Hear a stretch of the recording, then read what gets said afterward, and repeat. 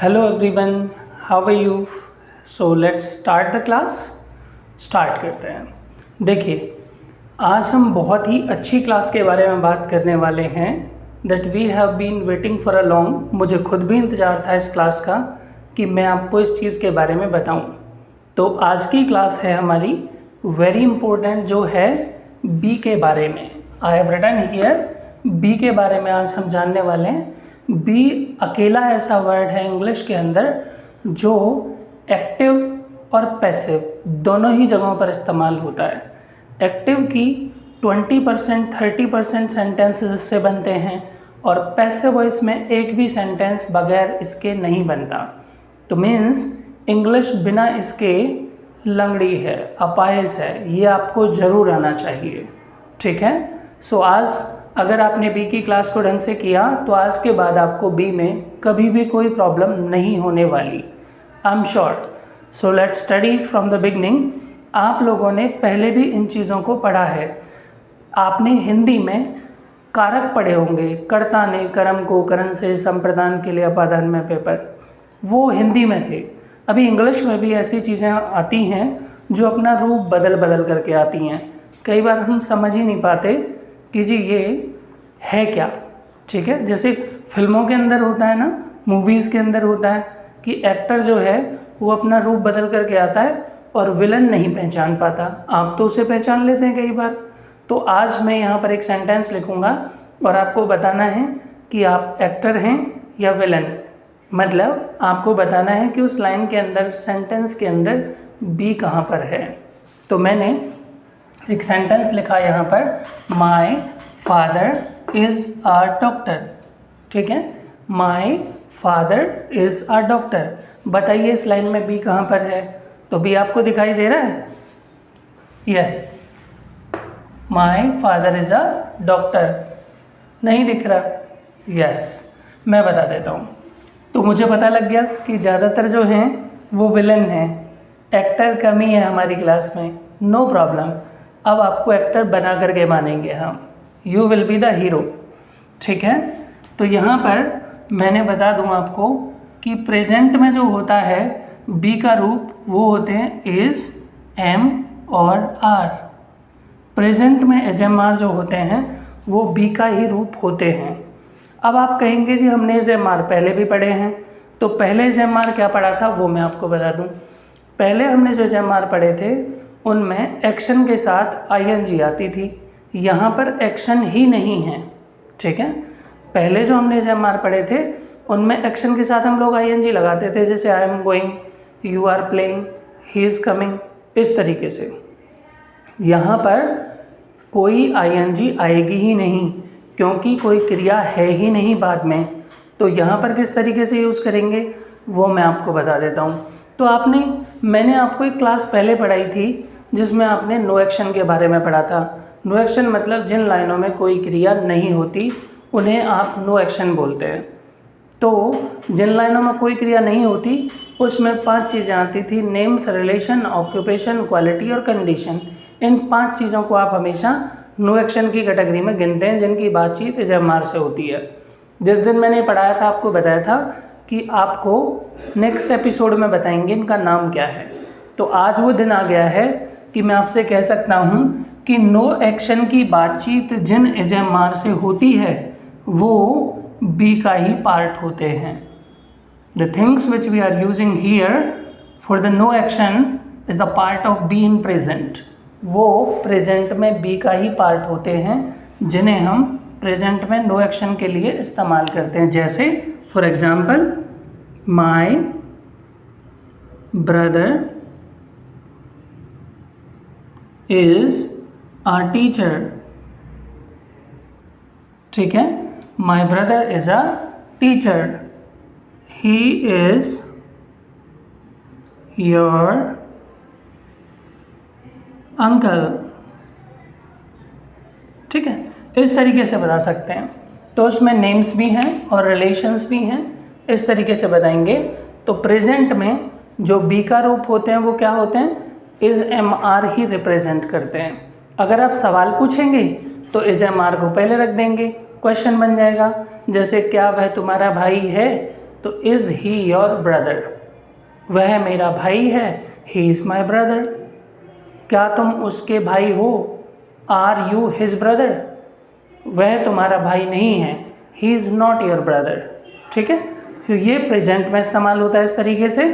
अब बात करते हैं पास्ट में। तो पास्ट में आता है बी, वाज और वर के रूप में। ये वाज कहाँ पर आता है, तो आएगा ही, सी और इट के साथ। ठीक है, और वर आता है प्लूरल नंबर वी, यू और दे के साथ। इनके साथ क्या यूज़ करेंगे, वर यूज़ करेंगे। कैसे, वो मैं बताता हूँ। मैं अपने एक फ्रेंड से मिलने के लिए पहुँचा। Now days he is in prison, कहाँ पर है वो, जेल में है। मैंने लिख दिया यहाँ पर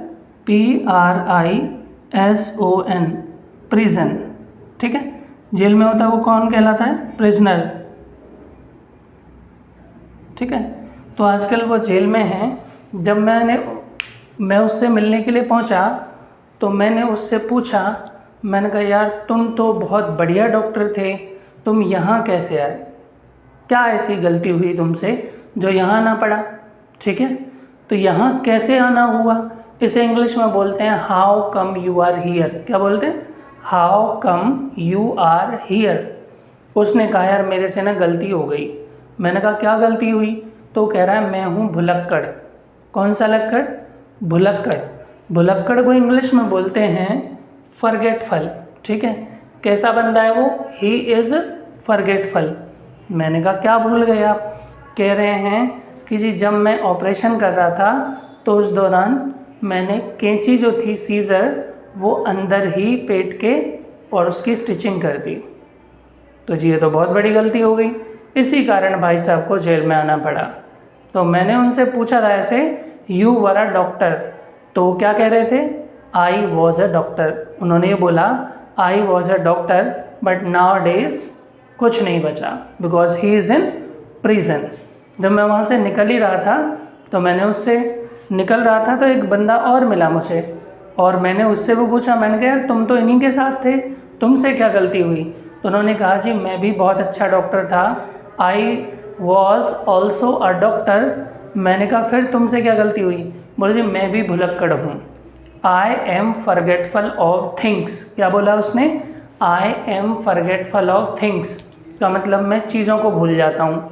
मैंने कहा तुम क्या भूल गए, कह रहा है जी मैंने ग्लव्स अंदर ही छोड़ दिए पेशेंट के और वो पेट में ही सील दिए नर्स ने जी।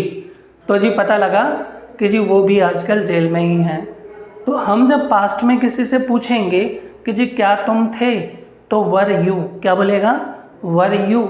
और अगर आप बताएंगे जी मैं था, आई वॉज। ठीक है, मैंने पूछा क्या तुम स्टूडेंट थे, वर यू अ स्टूडेंट। अगर आप कहोगे जी मैं स्टूडेंट था, आई वाज अ स्टूडेंट। वह स्टूडेंट था, ही वाज अ स्टूडेंट। वह तो टीचर था, ही वाज अ टीचर। क्या तुम थे, वर यू। बोल सकते हैं इस तरीके से। तो इस तरीके से पास्ट में बोलता है। यहाँ पर मैंने लिखा है आर यू फॉरगेटफुल, इसका मतलब होता है क्या आप भुलक्कड़ हो।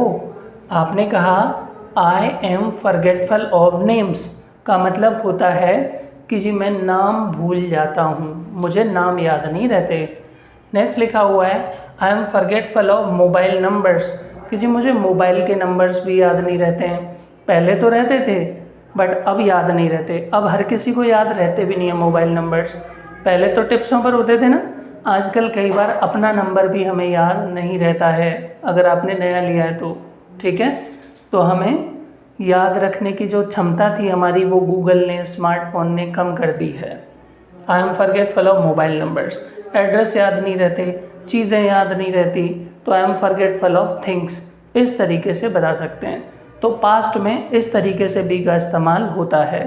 अब बचा फ्यूचर, तो फ्यूचर में हम बी का इस्तेमाल करेंगे तो वो हमें दिखाई देगा कैसे, विल बी और मे बी और माइट बी।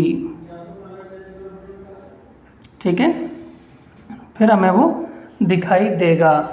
इसके लिए, इन्हें समझने के लिए मैं आपको मिलाता हूँ 3 भाइयों से। तीनों के तीनों भाई नीट की तैयारी कर रहे हैं। नीट ना, जो मेडिकल के लिए प्री एग्ज़ाम होता है, उसकी तैयारी कर रहे हैं।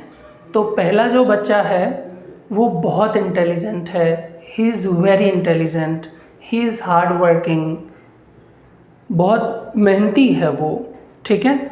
तो उसके 99% मार्क्स आते हैं, 98% मार्क्स आते हैं, कई बार 100% भी आ जाते हैं। तो बताइए, क्या वो डॉक्टर होगा? Will he B a doctor? ये मैंने पूछा, तो उसने या फिर आपने जवाब क्या दोगे आप? ही विल बी अ डॉक्टर। क्या लाइन बन जाएगी?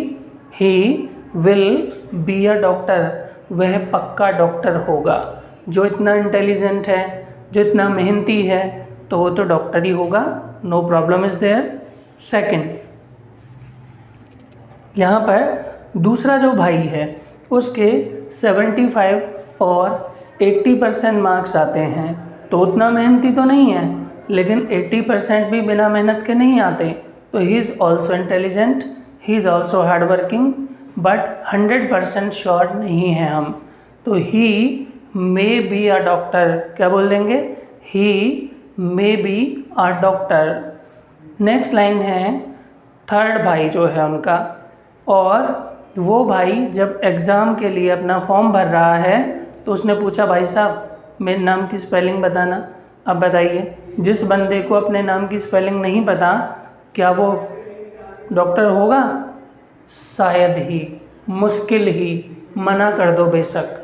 ही माइट बी अ डॉक्टर। क्या बोल सकते हो? He might be a doctor, या फिर he can't be a doctor, he can not be a doctor. इस तरीके से बता सकते हैं। वह होगा, he will be a doctor, शायद होगा, ही मे बी अ डॉक्टर, शायद ही होगा, ही माइट बी अ डॉक्टर। इस तरीके से बोलना है।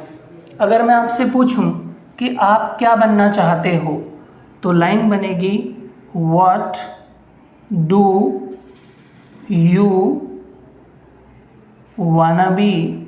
वाना मतलब want to, what do you wanna be. आप क्या बनना चाहते हो? तो आप कुछ भी जवाब दे सकते हो जो आप बनना चाहते हो।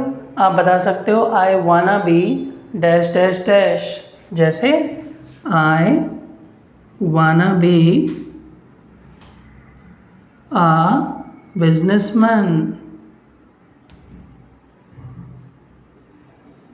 I wanna be a businessman, I wanna be a policeman, I wanna be a doctor, I wanna be an engineer। इस तरीके से आप लोग बता सकते हैं। आपसे भी पूछ सकते हैं what do you wanna be, तो आप अपने मन की बात भी बता सकते हैं, जी मैं ये बनना चाहता हूँ, I wanna be। ठीक है। तुम होंगे, you will be। क्या बोलेंगे? you will be। शायद होंगे, you may be। वह शायद ही होगा, he might be। वह बन सकता है, he can be। वह बन सकता था, he could be। उसे होना चाहिए, he should be। ठीक है। जैसे फॉर एग्जाम्पल, यदि तुम मेहनत करो, इफ़ यू वर्क हार्ड। क्या लाइन बनेगी? इफ़ यू वर्क हार्ड, तो तुम IAS बन सकते हो। If you work hard you can be an IAS। मैं लिख देता हूँ यहाँ पर, if you work hard you can be an IAS। ठीक है। If you work hard you can be an IAS। Second line मैंने लिखी कि वो हमेशा प्रॉफिट और लॉस की बात करता है। एक फ्रेंड है मेरा, वो हमेशा प्रॉफिट और लॉस की बात करता है। बताइए उसे क्या होना चाहिए? तो उसे होना चाहिए बिजनेसमैन। तो बता सकते हैं ही always talks about profit and loss. He should be a businessman। Okay, he always talks about profit and loss, he should be a businessman. इस तरीके से आप बता सकते हैं। अगर मैं आपसे पूछूं कि जी वह क्या बनना चाहता है, तो what does he wanna be, क्या बोलेगा, what does he wanna be. और वह बनना चाहता है, ही वांट्स टू बी, क्या बोलेगा, ही वांट्स टू बी। जैसे वह डॉक्टर बनना चाहता है, he wants to be a doctor, क्या बोलेगा, he wants to be a doctor. वह टीचर बनना चाहता है, he wants to be a teacher. अगर हम कई बार ये पूछते हैं कि आपके पिताजी आपको क्या बनाना चाहते हैं, what does your father want you to be. ठीक है, what does your father want you to be. आपके पिताजी आपको क्या बनाना चाहते हैं, my father wants me to be an engineer. ठीक है, आप अपने हिसाब से भी यहाँ पर लगा सकते हैं कुछ भी। What does his father want him to be?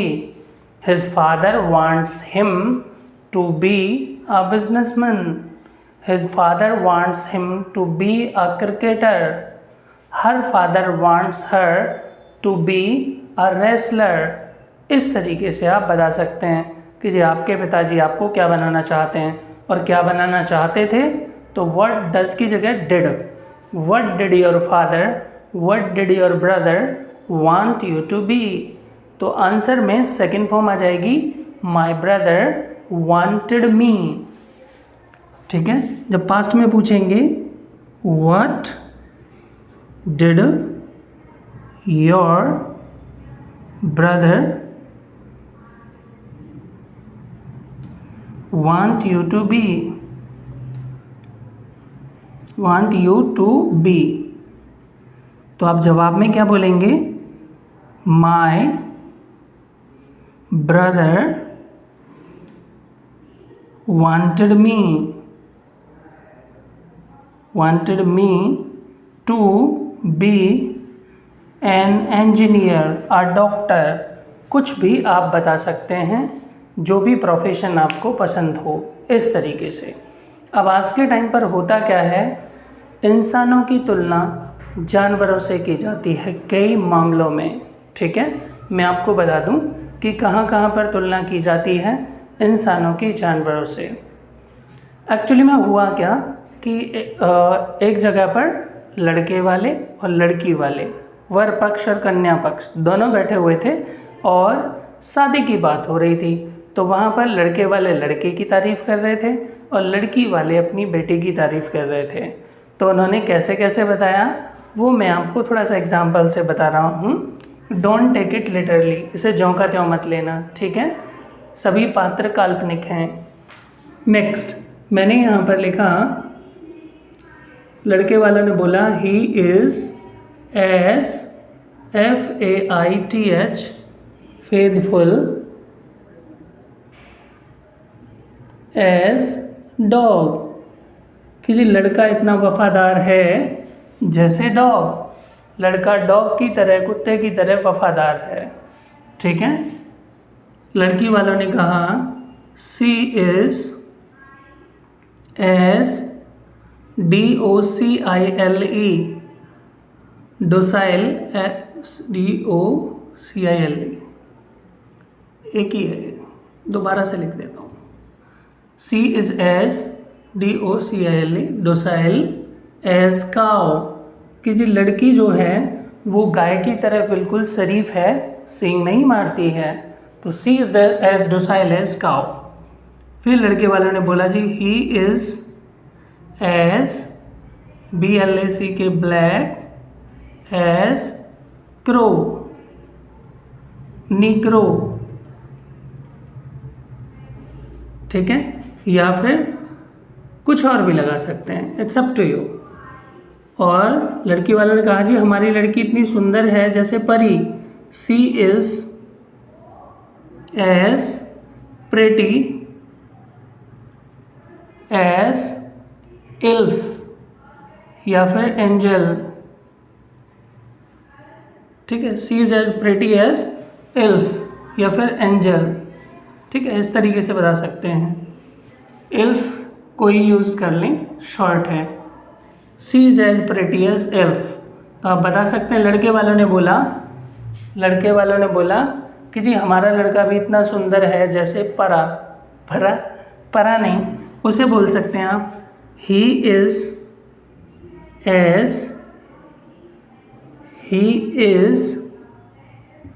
As handsome as prince. ठीक है, he is as handsome as prince, कि जी लड़का इतना सुंदर है जैसे राजकुमार। अब ऐसे और बहुत सारी चीज़ें हैं जिनकी तुलना की जाती है। जैसे अगर कोई चीज़ कड़वी है तो उसकी तुलना की जाती है बिटर गार्ड से, तो it is as bitter gourd, इतना मीठा जैसे शहद। It is as sweet as honey, इतना सॉफ्ट जैसे गुलाब की पंखुड़ियाँ या फिर मक्खन। It is as soft as butter, it is as soft as rose leaves, या फिर बच्चे की स्किन होती है ना, उसको भी काफ़ी सॉफ्ट मानते हैं, तो it is as soft as baby skin. Clear?